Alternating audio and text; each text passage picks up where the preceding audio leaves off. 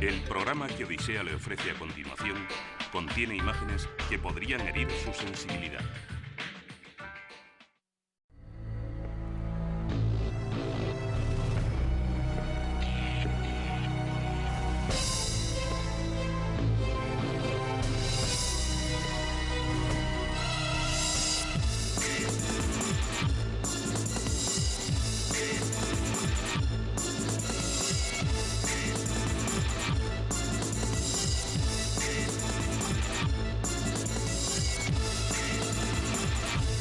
Historia del boxeo.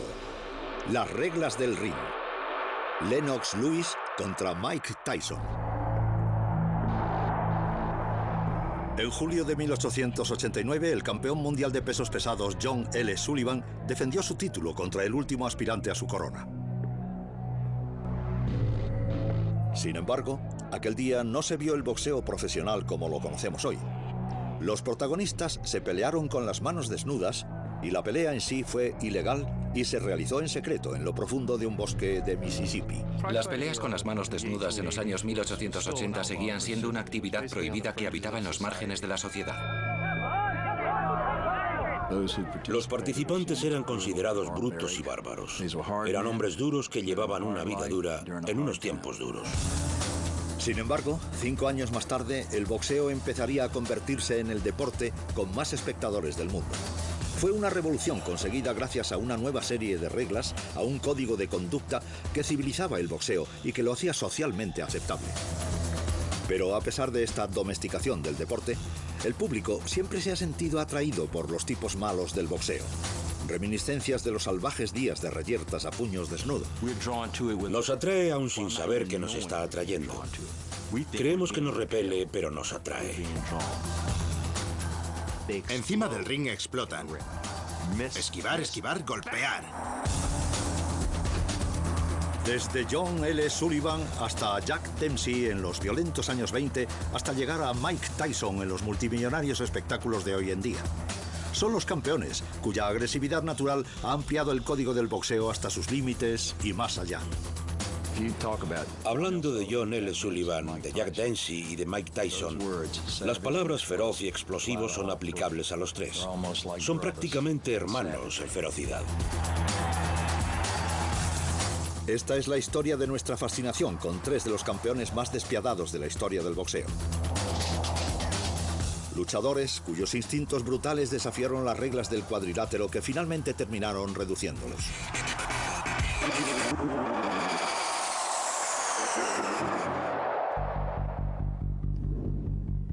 En 1889, John L. Sullivan ya era bastante conocido en Estados Unidos, célebre por su agresividad tanto dentro como fuera del ring. John L. Sullivan era un verdadero caso. Le gustaban las mujeres, le gustaba beber, le gustaba pavonearse en los bares, dar un puñetazo en la mesa y proclamar que podía terminar con cualquier hombre del bar. Y además era cierto.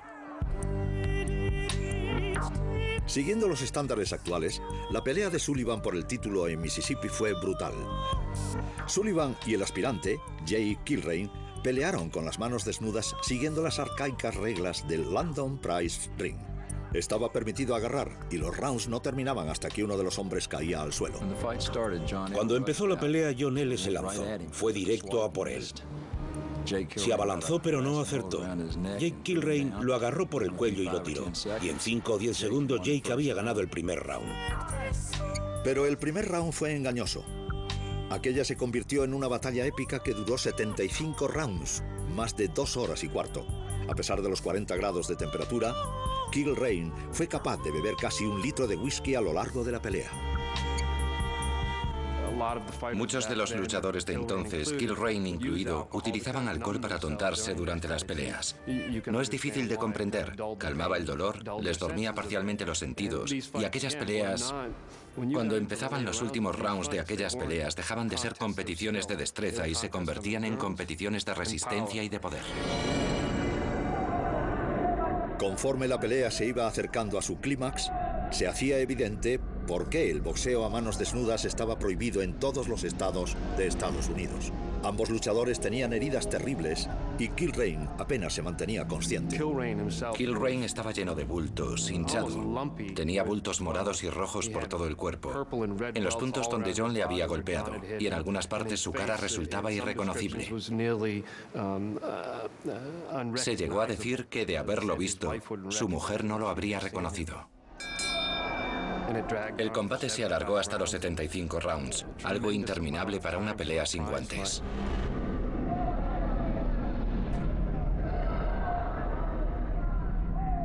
Al final, la fuerza bruta de Sullivan resultó ser demasiado para Kilrain. Tras noquearlo de nuevo, sus ayudantes no consiguieron levantarlo y John L. Sullivan fue declarado vencedor.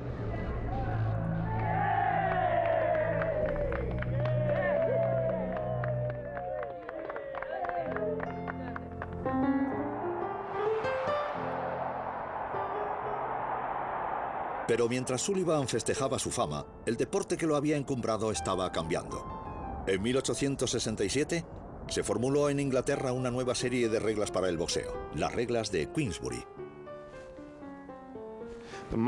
Creo que las reglas del Marqués de Queensbury cambiaron el boxeo más en el sentido de que con ellas el boxeo se convirtió en un deporte con espectadores, más en ese sentido que en el que debería ser, es decir, en proteger a los luchadores.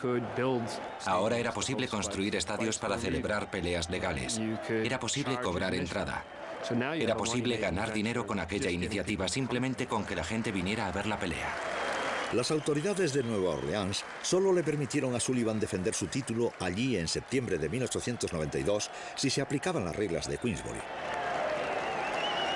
Su oponente fue el joven californiano Jim Corbett, deportista y antiguo empleado de banca que se enorgullecía de ser un nuevo tipo de boxeador, de ideas rápidas y con un juego técnico de pies muy rápido. Su estilo no era el de los derechazos atronadores y el de los golpes letales. Era más bien un luchador que empleaba los ángulos y que utilizaba técnicas de boxeo. Movía la cabeza, estudiaba a sus oponentes, algo que John L. Sullivan nunca hizo. Antes de la pelea contra Corbett, John L. llevaba un periodo de 3 años apartado. Era mayor, era más pesado, estaba más oxidado en el ring. No estaba predispuesto a luchar porque gozaba de gran popularidad sin luchar. Y había una reglamentación, una carga que él prefería evitar.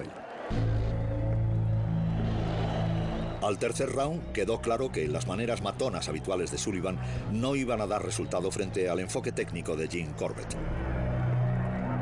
A pesar de que las reglas de Queensbury le concedían un minuto de descanso entre cada round de 3 minutos, el bajo estado de forma de Sullivan lo convertía en un blanco fácil para el joven. El primer puñetazo sólido que Corbett le dio a John L. Sullivan le rompió la nariz. Desde aquel momento todo fue cuesta abajo.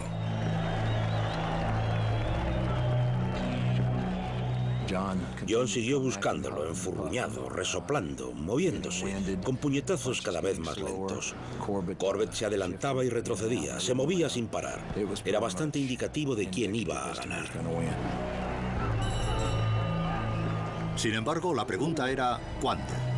En aquel momento, las reglas de Queensbury seguían permitiendo que las peleas duraran los rounds que fueran necesarios hasta que un boxeador noqueara al otro. Incomprensiblemente, Sullivan continuó hasta el round número 21.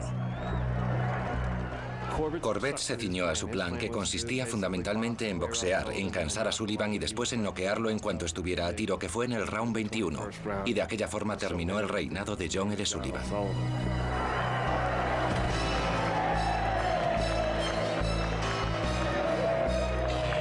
Sullivan escuchó unas palabras destinadas para él que nunca había escuchado antes. 8, 9, 10, estás fuera.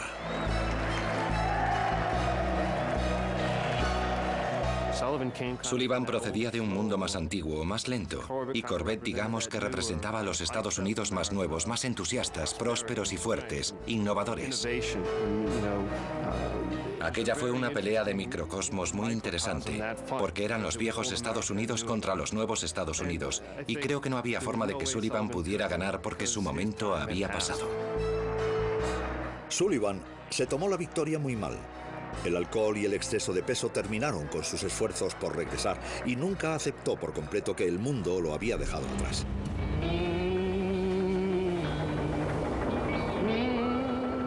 Fue curioso que el siguiente campeón de pesos pesados de boxeo, muy reconocido, fuese una reminiscencia más a unos Estados Unidos más antiguos y más lentos, pero esta vez desde la frontera occidental. En 1914, Jack Dempsey era un vagabundo adolescente, uno de los miles de jóvenes vagabundos que poblaban todo el país. Se montaba en trenes de mercancías en busca de trabajo y de la oportunidad de luchar. Era un tirado, un niño trotamundos de una época del siglo pasado, en la que la gente erraba simplemente para encontrarse a sí mismos y para encontrar un lugar donde asentarse. Se subía a los trenes, se peleaba en bares que tenían serrín en el suelo. En los primeros años de su adolescencia, Dempsey se había marchado de casa en busca de un trabajo ocasional en las minas y en los campos de leña de las montañas rocosas. Al igual que John L. Sullivan, se dio cuenta de que había algo que sabía hacer mejor que otros: pelearse. Se enfrentaba con cualquiera. Siempre me decía que era más peligroso que en el ring. Porque en el cuadrilátero hay rounds, hay guantes, hay árbitro. Las peleas de bares eran las peleas más peligrosas en las que participaba. Y una de las filosofías de Dempsey en el ring, una que siempre cumplía bien, era cuanto antes más seguro. Por eso le gustaba noquear a los contrincantes en el primer round. Sin embargo, Dempsey tenía una visión más amplia sobre su futuro. A los 19 años se marchó de la zona occidental y se trasladó a Nueva York, decidido a ganarse una reputación como boxeador profesional. Llegó a Nueva York aproximadamente en 1916. Nadie había oído hablar de él, así que dijo que era el campeón de los pesos pesados de las montañas rocosas, un título que ni siquiera existía. No tenía dinero para un hotel, así que dormía en Central Park, mientras intentaba conseguir peleas. La agresividad de Dempsey y su estilo de lucha callejera pronto atrajeron la atención del legendario promotor boxístico Tex Rickard. Tex Rickard fue sin duda el promotor de boxeo más importante de la historia. No solo organizaba enfrentamientos desde 1906 en ciudades con minas de oro, ya que él mismo trabajaba en las minas de oro, sino que vino al Madison Square Garden de Nueva York y empezó a organizar peleas con Dempsey. Sí, utilizó a Jack Dempsey, pero sin Tex Rickard, Jack Dempsey no habría existido. En 1919, Dempsey había noqueado a tantos oponentes que Tex Rickard decidió que había llegado el momento de darle su gran oportunidad. Rickard organizó la pelea que Dempsey siempre había soñado, contra el campeón mundial vigente de los pesos pesados, Jess Willard. Willard era un verdadero gigante y el boxeador más temido de sus días. Medía 1,95, es decir, era más alto que Dempsey y pesaba 26 kilos más. A ojos de los espectadores del boxeo, Dempsey no tenía ninguna posibilidad. Todo el tiempo que pasó entrenándose para Willard, para ese gigante, nunca le dejaron ver lo que decía Willard. Y su manager, Doc Carran, dijo: sí, Willard será grande, pero es una bola de grasa, no está en forma. Y Dempsey dijo: me subí al ring y lo vi. Medía 1,92 y pesaba 112 kilos. No tenía ni un solo gramo de grasa. Dijo: me di cuenta de que no estaba luchando por el campeonato, sino que estaba luchando por mi vida. El enfrentamiento se celebró frente a una numerosa multitud de 18.000 personas en Toledo, Ohio, el 4 de julio de 1919. Jess Willard era uno de esos tipos gigantes, un coloso entre los pesos pesados. No era tanto un luchador. No tenía velocidad, al contrario que Dempsey, que además de velocidad también era escurridizo. Uno de los elementos de su estilo era luchar agachado. Le gustaba hacerlo porque podía hacer palanca con su gancho izquierdo y podía retroceder y así hacer verdadero daño. Golpeaba muy fuerte. Entonces, después de 90 segundos dando vueltas en círculo, de repente Dempsey vio un pequeño hueco y soltó un gancho de izquierda a través del hueco. Fue el golpe individual más duro que se recuerda. Aterrizó en un lateral de la cara de Willard. Varios dientes salieron volando del cuadrilátero. Le rompió el hueso bajo el ojo y también la nariz. Y Willard se desplomó.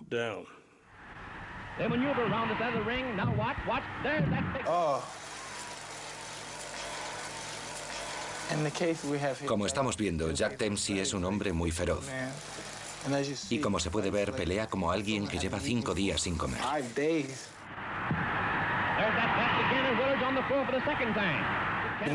Hay que señalar que era un Dempsey joven. Tendría unos 24 años. Era todo explosión. Está fuerte, listo para echarse encima. Mírale, lo que hace es increíble. Noqueó a Jess Wheeler 7 veces en el primer round. Pero Wheeler era valiente y era muy fuerte, así que se levantó. Entonces continuó la arremetida. En 1919 no se indicaba nada en las reglas que pudiera evitar que Dempsey continuara su implacable ataque en cuanto Wheeler se levantaba de la lona. Una cosa que sorprendería a la gente hoy en día es que los boxeadores no tenían que ir a la esquina cuando noqueaban a alguien.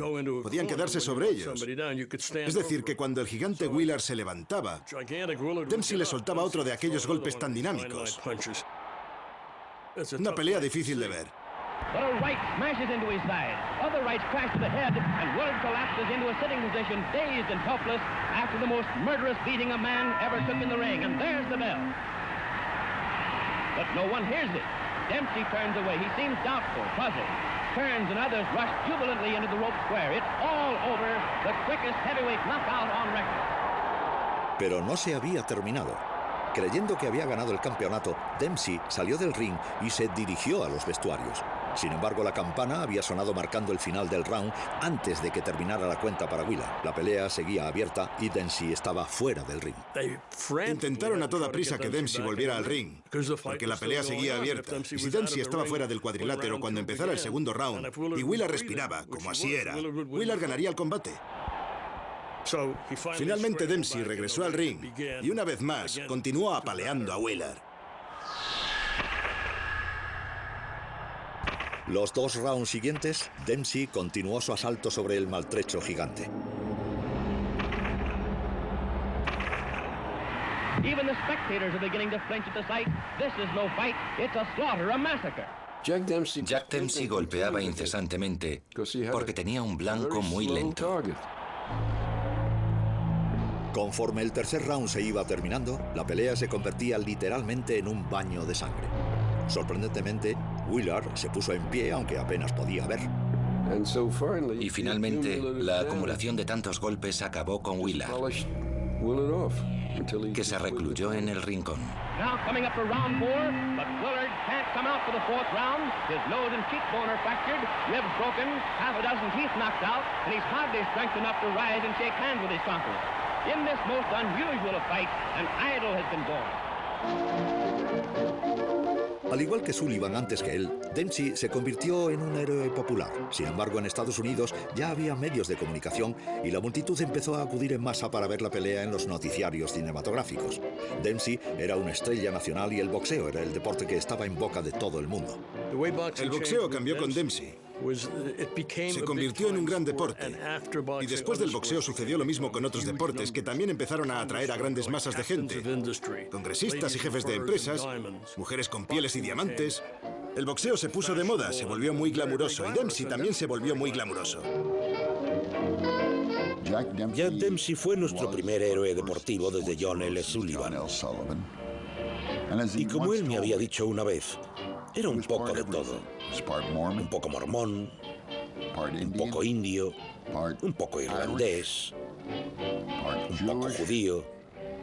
Es decir, era un híbrido.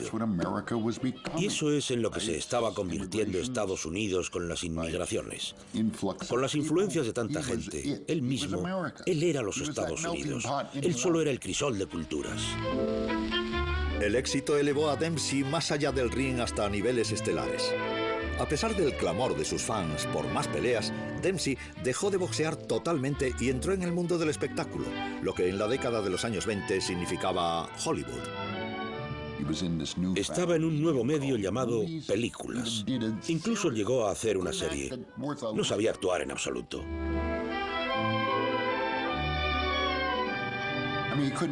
Ni siquiera hacía bien una escena en la que iba de aquí a la barra y pedía una copa. El cuento de hadas continuó cuando Dempsey se casó con su compañera de reparto Estelle Taylor. Con su estilo de vida fácil y seductor de Hollywood, ya no tenía ansias de luchar. Se arregló la nariz, empezó a salir con Charlie Chaplin y con Douglas Fairbanks, que formaban parte de su círculo de amigos. Se retiró cuando todavía no estaba retirado. En 1926, Dempsey llevaba más de 2 años sin pisar un cuadrilátero. Hizo falta la astucia de Tex Rickard para convencerle de que volviera a defender su título. Rickard reunió $500,000 para que Dempsey regresara al ring, pero había un problema. A los 26, Dempsey era fundamentalmente un actor. Y eso en terminología boxística significaba que ya estaba mayor. Por el contrario, el aspirante Gene Tunney era 3 años más joven que Dempsey. Tunney había ido a la universidad, era asiduo lector de Shakespeare y amigo de George Bernard Shaw, justo el polo opuesto a todo lo que significaba Dempsey. Tunney se veía a sí mismo como un boxeador sofisticado y científico. Tunney, digamos que estaba graduado por la escuela Jim Corbett y practicaba la técnica. Pensaba siempre en cómo mejorar como boxeador. Y al mismo tiempo era un gran estratega. Estudiaba a sus contrincantes. Gene Tunney era un artesano magistral. Era técnico y tenía su mantra. Yo puedo derrotar a Dempsey, yo puedo derrotar a Dempsey. Para Dempsey aquello no era más que una pelea, lo único que sabía hacer. Para Tunney era una misión vital. La pelea tuvo lugar al aire libre en Filadelfia el 23 de septiembre de 1926.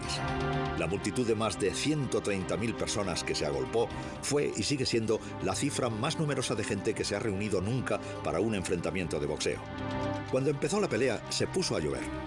Pocos minutos más tarde, descargó una lluvia torrencial que empapó el ring a los boxeadores y a los espectadores. Tunney no era un boxeador con grandes golpes noqueadores, como Dempsey, pero sí con golpes cortantes.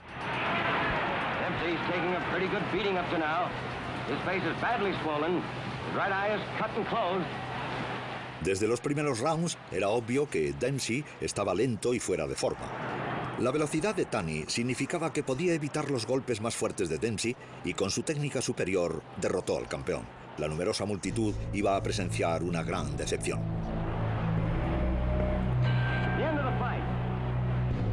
Cuando terminó el enfrentamiento, Estados Unidos quedó en estado de shock. Dempsey había sido derrotado por la juventud, la velocidad y la técnica. Pero si sus fans no podían creerlo, el propio Dempsey fue más optimista sobre la derrota. Dempsey volvió al hotel con la cara que parecía carne picada y con un montón de cortes bajo los ojos. Y Estelle Taylor suspiró y dijo, ¿qué ha pasado? Y Dempsey dijo con la vitalidad que lo caracterizaba, cariño, me he olvidado de agacharme. A pesar de la forma de su derrota, Dempsey estaba decidido a recuperar su título. Su público creía que era capaz de hacerlo. Cuando se celebró la inevitable revancha un año más tarde en Chicago, Dempsey era el favorito en todas las apuestas.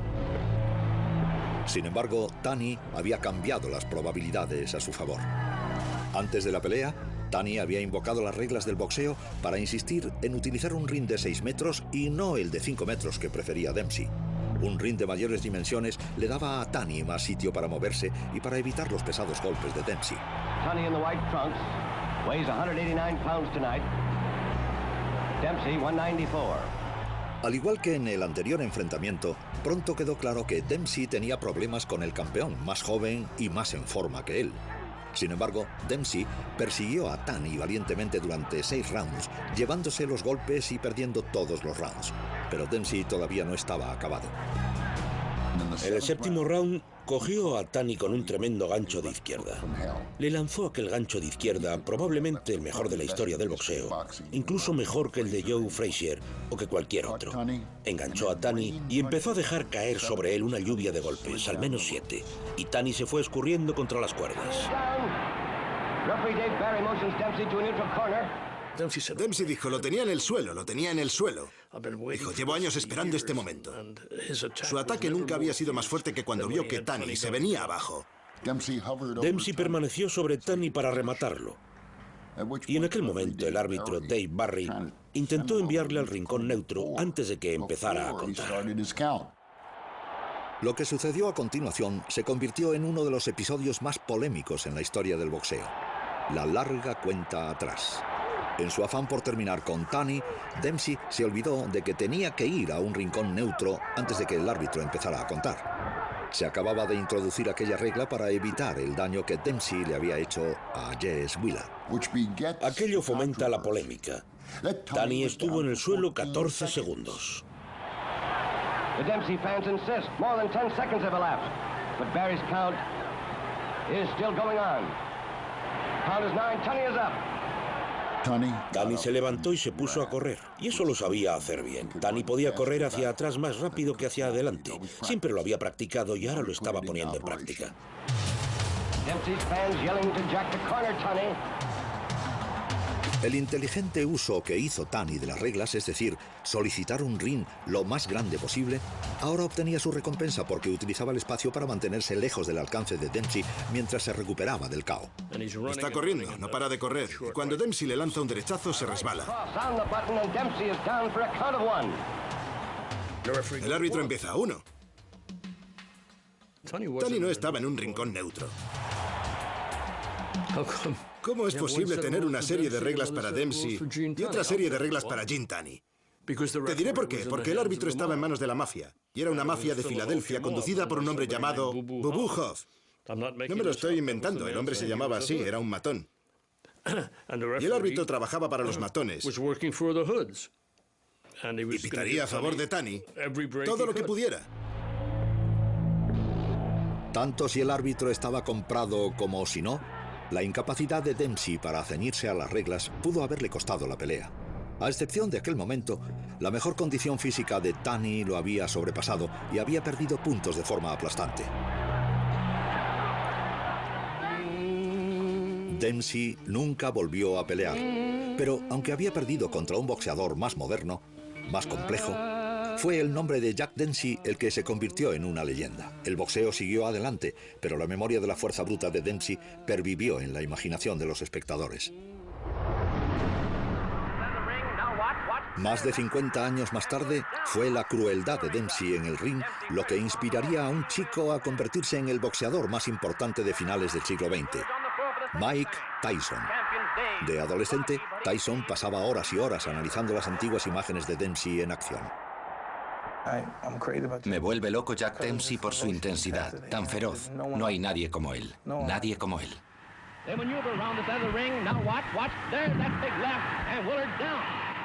Echando la vista atrás a los antiguos luchadores, me gustaría parecerme en algo a ellos.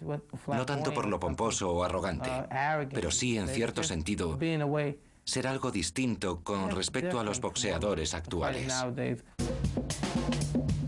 No es ninguna sorpresa que Tyson pudiera sentirse identificado con lo que llamaba la intensidad feroz de Dempsey. Creciendo en las casas del deprimido barrio de Brownsville, en Brooklyn, Nueva York, fue un niño sin padre, un niño con el que se metían y posteriormente él también adoptaría ese papel. Para Tyson, romper las reglas era una forma de supervivencia. A los 12 años, Tyson ya tenía 30 condenas por delitos relacionados con robo y violencia. No sé si llegaron a darse cuenta de lo inteligente que era. Y a veces la inteligencia puede manifestarse en una especie de reacciones obstinadas, pero tienes que saberlo. Tienes que saber que estás tratando con una criatura inteligente. Mike Tyson necesitaba una figura paternal. Así de sencillo. Al igual que para Dempsey, antes que él, el boxeo se convertiría en la forma de escapar de la pobreza para Tyson. A los 14 años, lo enviaron desde Brooklyn a un reformatorio en el Upper New York. Desde allí, quedó en libertad condicional bajo la custodia de un legendario entrenador de boxeo, Cus D'Amato, en la apacible ciudad de Catskill. Por fin, Tyson había encontrado la figura paternal que tanto necesitaba. Lo miré y me demostró que era fuerte. Podía aceptar encajar un buen golpe y continuar. Y eso, claro, me dijo lo básico que quería saber yo. Así que le dije que sí, que podría convertirlo en boxeador. Cuando Cus encontró a Mike, sí, Mike era un niño terrible. Y sí, era difícil tratar con Mike. Pero él sabía que aquel no era el verdadero Mike Tyson. Pensaba, si puedo llegar al verdadero Mike Tyson, quitar toda la basura y empezar a trabajar sobre lo que tiene dentro, sobre ese lienzo en blanco, entonces podría hacer algo con aquel lienzo. Cus D'Amato ya había entrenado a 2 campeones del mundo, Floyd Patterson y José Torres. El precoz Mike Tyson tenía la misma voluntad para llegar a lo más alto. Sí, me dijo que quería ser como yo, campeón del mundo. Era un chico tímido. Y Cus D'Amato me dijo aquel día: este niño va a crecer y se va a convertir en campeón del mundo de pesos pesados. Yo creía que Cus estaba loco. Y le dije, bueno, eso espero. Él dijo, no, te digo que va a ser campeón del mundo de pesos pesados. En 1982, Cus D'Amato sabía que el joven Tyson, de 16 años, estaba empezando a demostrar su verdadero potencial. Always look to get to the side like that. Remember, from the side, you can let that punch go with the worst kind of intention because you know he can't hit you back. Lo que hizo Cus D'Amato, al contrario que otros entrenadores, y yo no considero a Cus entrenador, sino un profesor. Un entrenador te dirá, levántate por la mañana y corre, haz un par de rounds, golpea el saco. Cus te dirá, déjame verte correr, quiero ver cómo pisas. Déjame ver cómo trabajas frente al espejo. Quiero ver cómo pones las manos y cómo mueves la cabeza. Esa es la función de Cus. Ese fue el genio de Cus. Decidir en qué tipo de boxeador convertir a Tyson. ¿En un boxeador aburrido o en el boxeador más interesante de todos los tiempos? La destreza boxística de Tyson se había vuelto fantástica. Una reminiscencia del estilo callejero de su héroe, Jack Dempsey. Ahora, Cus D'Amato utilizaba la agresividad natural de Tyson para convertirlo en el boxeador más moderno. Not only you gotta throw punches, you gotta learn how to miss punches. You know what that means? These are the tricks of the old times. That's how they gotta learn. Cus hablaba con él a diario. Le enriquecía intelectualmente, con ideas importantes. Y Cus convenció a Tyson en 2 o 3 días de que el boxeo era más cuestión de cabeza que de manos.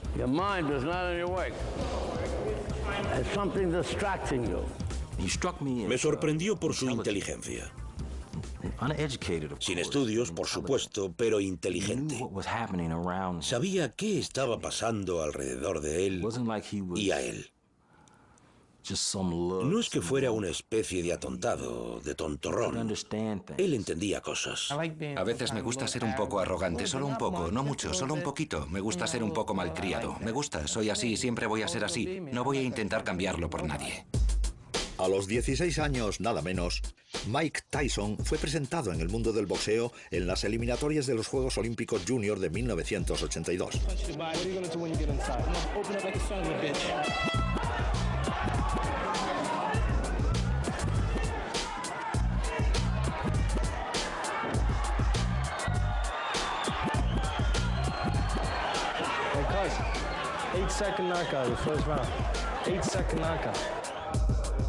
Estaba tan seguro de que ganaría aquel torneo, algo que a muchos les parecía una locura, que encargué un gran cartel para que lo pusieran por la calle principal de Catskill. Bienvenido a casa, campeón. Haciendo honor a la predicción de Cus D'Amato, Tyson consiguió alzarse con el título de Olímpico Junior. Estaba a punto de empezar una nueva era en el boxeo de los pesos pesados.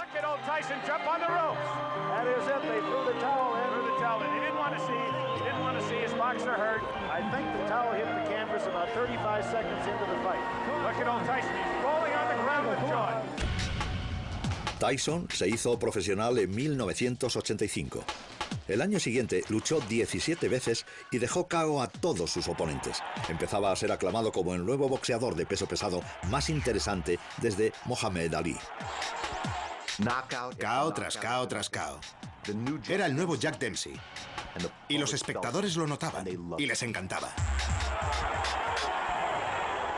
El milagro de Tyson era que era mucho más pequeño que otros pesos pesados a los que se enfrentaba. Era muy pequeño, con el brazo demasiado corto para lanzarlo y para ser técnico, y utilizaba el jab. Tenía que llegar hasta ti y golpearte más fuerte que tú a él, y hacerlo rápido.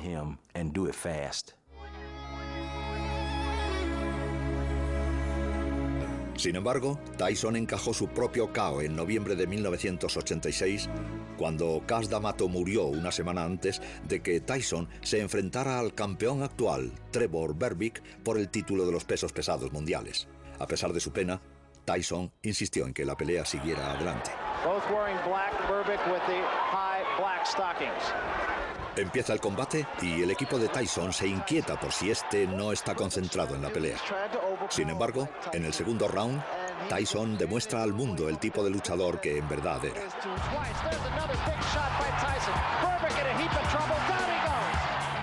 Las predicciones de Cus D'Amato se convertían en realidad cuando Tyson destrozó a Trevor Berbick para convertirse en el campeón mundial de los pesos pesados más joven de todo el mundo.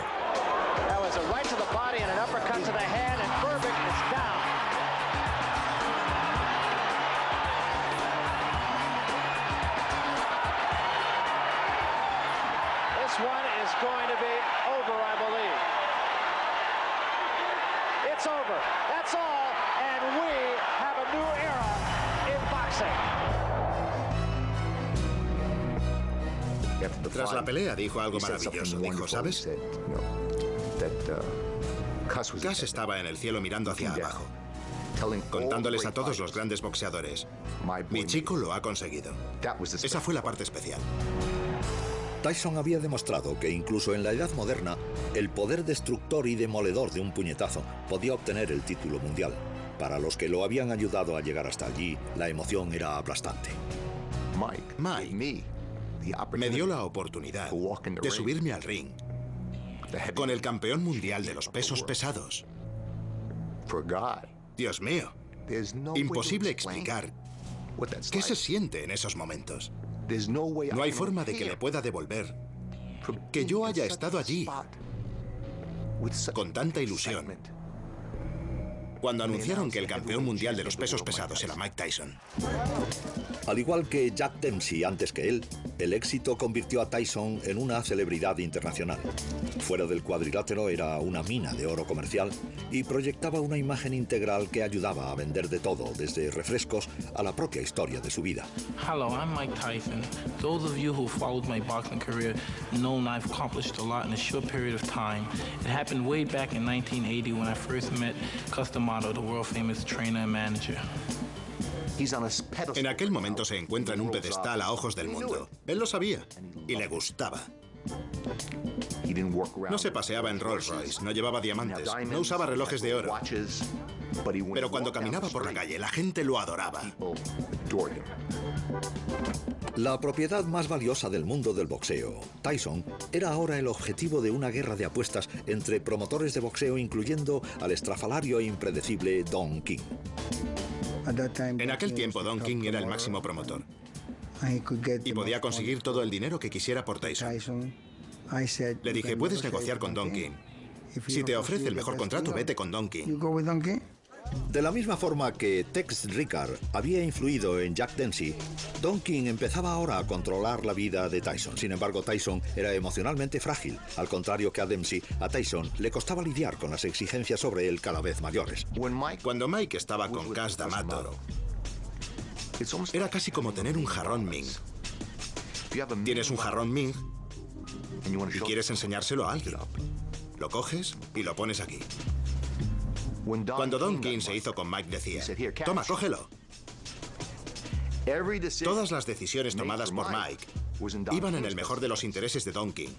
De la misma forma que la personalidad de Cus D'Amato se alimentaba de Mike Tyson. Don puso una serie de capas sobre Mike, cuidadosa y calculadamente. El odio, el racismo, todo un comportamiento que Don sabía que mantendría a Mike alejado de todos. Ese no es el verdadero Mike Tyson. En otro extraño paralelismo con la vida de Jack Dempsey, más o menos por aquel tiempo, Tyson se enamoró de una actriz, la estrella de televisión Robin Givens. Mike había estado saliendo con Robin en 1987. Y cuando yo hablaba con ella, o cualquier persona, era muy amable, muy cordial, era maravillosa. Hasta el día que se casaron. Entonces cambió por completo. Yo soy la señora de Mike Tyson. Yo me ocupo de él. Pero tan solo 8 meses después del matrimonio, el mundo de Tyson se vino abajo cuando Robin Givens lo dejó y solicitó el divorcio, afirmando que Tyson era un maníaco depresivo violento. Se marchó con la mitad de su fortuna.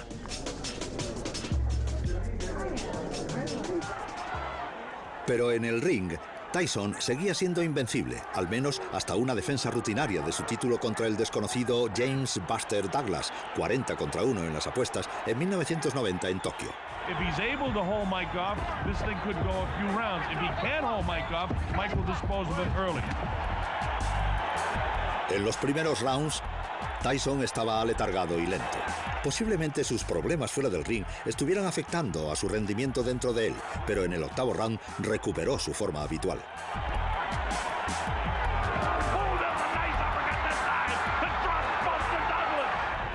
Desploma a Douglas. Había tenido una actuación muy pobre hasta aquel momento, pero había recuperado su campeonato de los pesos pesados. Seguía siendo Mike el campeón de los pesos pesados. 2, 3, 4. Mark conserva el campeonato mundial de los pesos pesados. 5, 6, 7. Mike conserva 8, 9. Entonces Douglas se levanta en el 9 3/4.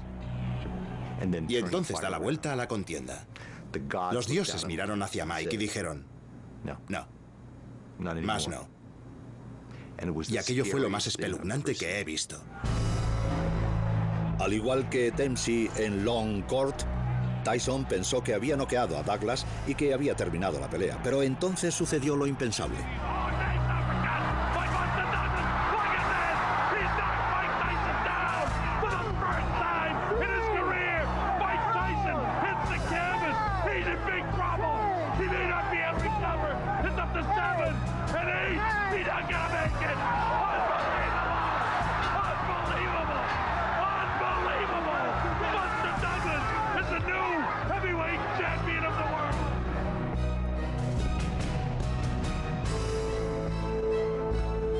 Era la primera vez que Tyson parecía fallar en el ring.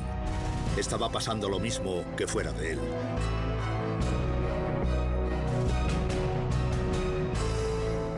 Tras la pelea con Douglas, físicamente Mike seguía bien, pero emocionalmente y mentalmente estaba tocado. El comportamiento de Tyson fuera del ring empezó a ser un reflejo de su feroz reputación dentro de él. En 1992 fue arrestado por la violación de la reina de la belleza Desiree Washington. Tyson fue declarado culpable y pasó 3 años en la cárcel. Pero ni siquiera aquello cambió su actitud. Después de quedar en libertad, pareció perder el toque con todas las reglas normales de la sociedad. Doesn't matter what I say, it doesn't affect you guys because your guys don't care about nothing but money. So every now and then I kick your ass and stomp on you and put some kind of pain, inflict some kind of pain on you because you deserve to feel the pain, somewhat of the pain that I feel. If I wish one of your guys had children, if I could kick them in their head or stomp on their testicles so you could feel my pain, because that's the pain I have, waking up every day. Creo que hubo un tiempo en que Mike Tyson era como Cus D'Amato, en el sentido que intentaba agradar al mundo exterior. Quería ser lo que la gente quería que él fuera. Es decir, un tigre en el ring, pero alguien más aceptable socialmente fuera de él. Por alguna razón eso le resultaba difícil. Era incapaz de ceñirse a esa imagen. Así que lo que dijo fue, bueno, si no puedo hacer que me queráis, me vale con aceptar vuestro odio. Hay gente que suele ejercer su voluntad sobre otros hombres, que no saben cuándo parar. Y entonces es cuando se escapa de las manos. Y cuando todos decimos que es terrible, pero al mismo tiempo algunos de esos elementos son los que aplaudimos inicialmente en el ring. A pesar de volver a pasar por la cárcel por agresión, Tyson continuó teniendo un inmenso tirón para la taquilla del boxeo. En 2002 intentó de nuevo el título mundial contra el campeón vigente Lennox Lewis. Sin embargo, en la conferencia de prensa previa a la pelea, todavía parecía empeñado en autodestruirse públicamente. Algo se le encendió porque me estaba mirando. Se quitó la gorra, la tiró al suelo, se puso a caminar hacia mí. Y en aquel momento mis guardaespaldas intervinieron. Yo pensaba, esto no está en el guión. Una vez más, Tyson demostró que era incapaz de participar siguiendo las reglas, ya que se lanzó hacia Lewis y le mordió en la pierna. Yo estaba consternado, confuso, preguntándome, ¿qué le pasa a este tío?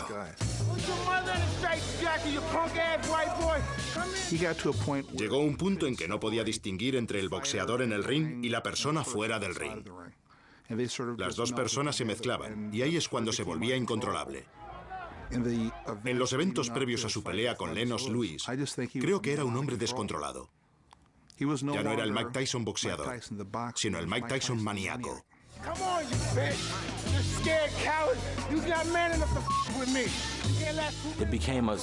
Se convirtió en una especie de profecía que se terminó cumpliendo. Pensaba, ¿es lo que creéis de mí? ¿Es lo que creéis de mí? Pues lo vais a tener. Pero incluso en los valores de Tyson, su arranque en la conferencia de prensa marcó un punto bajo histórico. Estos son algunos de los aspectos intimidatorios que hace un imbécil, un tonto. Es decir, alguien que se da cuenta de que no tiene otra forma de ganar y tiene que romper las reglas. Después de aquel arranque, a Tyson se le prohibió boxear en Nevada, donde se iba a celebrar la pelea. Estado tras estado fueron negándose a dejarle boxear. Al final, la pelea se celebró en Memphis, Tennessee, en junio de 2002. Sin embargo, en el mundo del boxeo, aquella fue una pelea al margen de la ley que recordaba inquietantemente la pelea a manos desnudas por el título mundial de John L. Sullivan hacía más de un siglo. Cuando nos subimos al ring, vi por primera vez en mi vida una hilera de hombres formando una cadena humana, de un lado a otro del ring. Interesante, pero yo estaba concentrado en Mike Tyson. The bell goes, referee Eddie Cotton, who's no small man himself, some 6'5", in against these two men who've been destined to meet. Tras los primeros minutos, no quedó duda de que Tyson había perdido su toque feroz. Menacing, good right through the guard of Tyson, and again, this is two good shots from Lewis. Tyson comes back with a left, but was pretty ineffective. Lewis estaba ganando todos los rounds. Lo estaba vapuleando, haciendo los movimientos más rápidos y golpeando más que Tyson.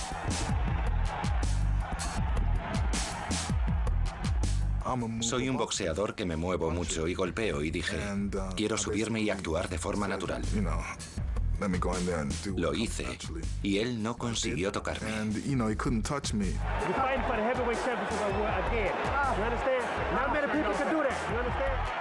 Pero si Tyson iba a perder, ¿cómo se iba a tomar la derrota? ¿Recurriría a las vergonzosas tácticas de saltarse las leyes como ya había hecho antes? La respuesta llegaría en el octavo round. And Lewis sensing that this is going to be his contest. There's a great right hand. Down he goes. Surely that's it all over. Mientras el árbitro contaba, yo no paraba de mirar. Y después de que llegara a 5, yo empecé a contar con él. Entonces me di cuenta al mirar que Mike ya no quería más. Qué bueno, ya había tenido suficiente.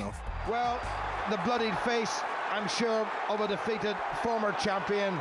Both eyes in a mess, and the referee has called it off, and Lewis has achieved the destiny he always felt was going to be his, and he points to... Luchó valientemente e intentó hacerlo lo mejor que pudo. Pero aquel día yo fui mejor. Mike nunca dispuso de una oportunidad, no tuvo ni una posibilidad de ganar aquella batalla, ni una, ninguna posibilidad. Así que en lugar de hacer lo que Sonny Liston o lo que Roberto Durán, es decir, irse, retirarse y decir, oye, nunca voy a ganar, así que me voy a ir de aquí, dijo, bien, me voy a llevar esta paliza porque todo el mundo cree que de todas formas me la merezco.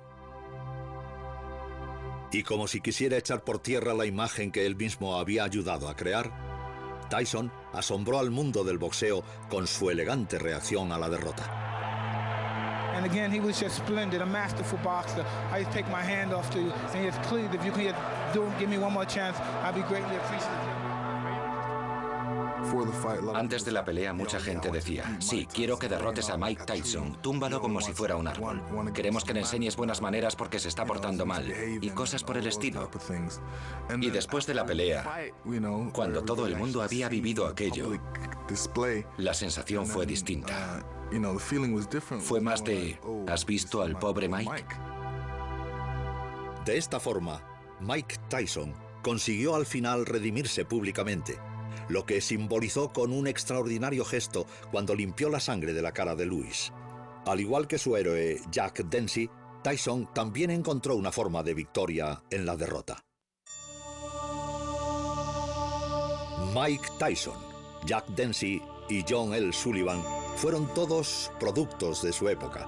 También fueron reminiscencias de un tiempo pasado, de los luchadores de la vieja escuela con los puños desnudos en un mundo cada vez más complejo. Los limitaron las reglas y los derrotó la juventud, el físico y la técnica. A pesar de todo, aquellos hombres malos del boxeo, con su intensidad feroz, son los que se han convertido en leyendas.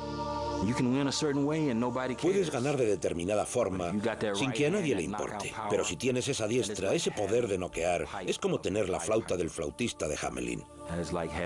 Es como si tienes la flauta del encantador de serpientes y nosotros somos las serpientes. Nos atrae aun sin saber que nos está atrayendo. Creemos que nos repele, pero nos atrae.